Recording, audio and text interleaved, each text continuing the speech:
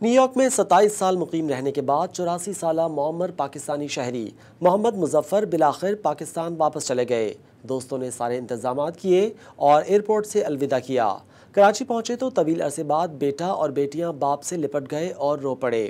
محمد مظفر کی زندگی کے نشیب و فراز کی کہانی پر مبنی یہ رپورٹ دیکھیے۔ ان آنکھوں میں کئی برسوں سے اپنوں کی دید کا انتظار ہے، اور یہ نظریں ہیں 84 سالہ پاکستانی بزرگ شہری محمد مظفر کی، جو اپنی بیوی بچوں کی دیدار کی منتظر ہیں۔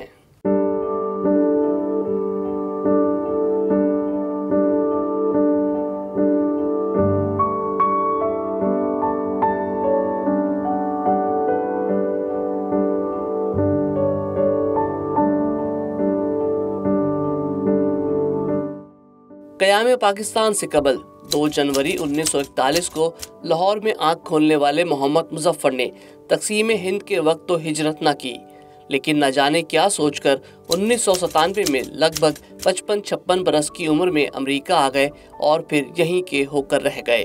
روشن مستقبل کی تلاش تھی یا شاید ادھورے سپنوں کو حقیقت میں بدلنے کا انتظار؟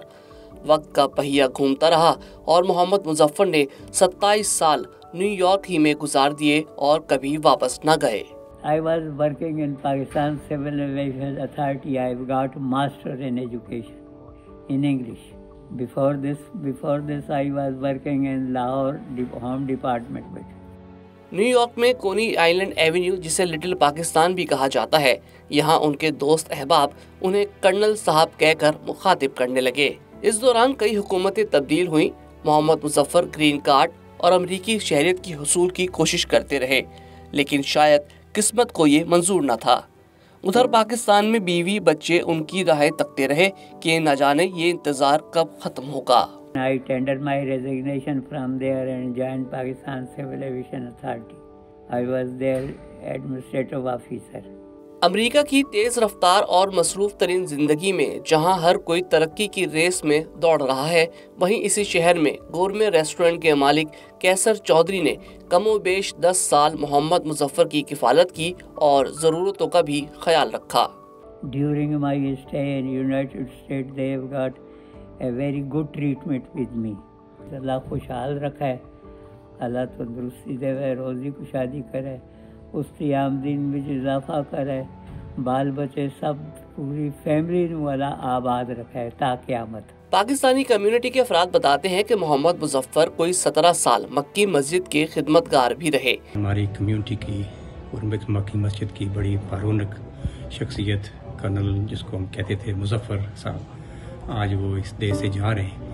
انہوں نے اس کمیونٹی نے کی بلکہ اس مسجد کی بہت خدمت کی ہے۔ وقت گزرنے کے ساتھ ساتھ صحت خراب رہنے لگی، اس لیے دوستوں نے مل کر فیصلہ کیا، ایمرجنسی سفری دستاویزات بنوائیں اور سب کی کوششوں سے پاکستان جانے کا انتظام بھی ہو گیا۔ ان کے پاس کسی قسم کے پیپر نہیں تھے۔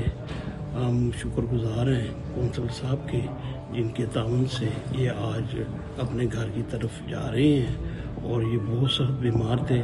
روانگی سے قبل مکی مسجد میں سب جمع ہوئے، گلے ملے، اپنے دوست کو ایئرپورٹ پہنچایا اور وہیں سے الوداع کیا۔ نیو یارک سے براستہ دبئی طویل پرواز اور پھر دبئی سے کراچی کا سفر طے کر کے رات گئے جنہ انٹرنیشنل ایئرپورٹ پہنچے، جہاں ان کا بیٹا محمد مجتبیٰ اور 2 بیٹیاں اپنے بابا کی آمد کی منتظر تھیں۔ سفری دستاویزات، پاسپورٹ اور شناختی کارڈ نہ ہونے کی وجہ سے قانونی کارروائی میں کچھ وقت لگ گیا، لیکن بچوں کے لیے انتظار تھا کہ ختم ہونے کا نام ہی نہیں لے رہا تھا۔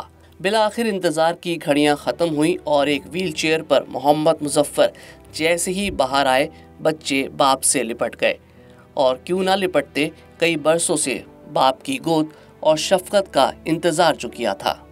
لیکن اب محمد مظفر عمر کے اس حصے میں ہیں کہ انہیں خود توجہ اور شفقت کی ضرورت ہے۔ علی عباس، وائس آف ساؤتھ ایشیا۔